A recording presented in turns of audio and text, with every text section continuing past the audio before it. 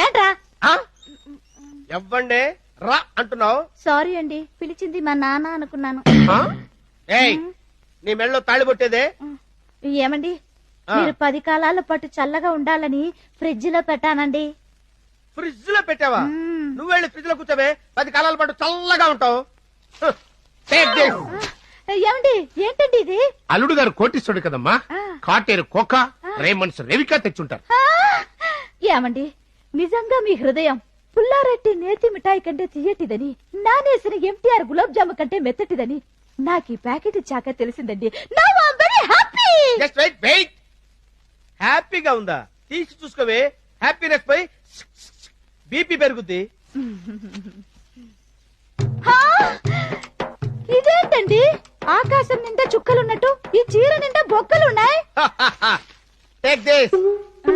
అదేంటల్లుడు, ఎవరైనా చీరలు కొంటే బెడ్ గాని దిండి గాని గిఫ్ట్ గా ఇస్తారు, వెరైటీగా నువ్వు బొచ్చిచ్చావేంటి? కొంపదీసి నా కూతురుతే ఎగుడు ముందన్నా బెచ్చబెత్తుకునే వేషం వేస్తున్నావా?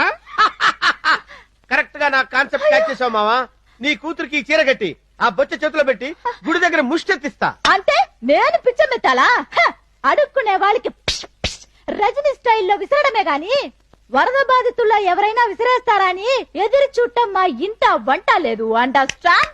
మా పోటర్ చూపించి చదవరా అని. నాకు చదవచ్చు కదా, చదివేశా. తర్వాత చిన్నమ్మాయి గారు శుద్ధ మొక్క తీసుకుని రైలు పెట్టి మీద రాసి ఆడెవడమ్మా ఆడెవడు సుజాతమ్మ చుట్టూ పేవా పేవా పేవా తిరుగుతాడే కదా ఆడికి సైగ చేసి తను రాసింది చదవమా. ఆడికంటే ముందునే చదివేశా, నాకు చదవచ్చు కదా. చదివేశా. ఏం చదివరా? అమ్మాయి గారు రాశారే అదే చదివేశా. అమ్మాయి గారు ఎవరు రాశారు?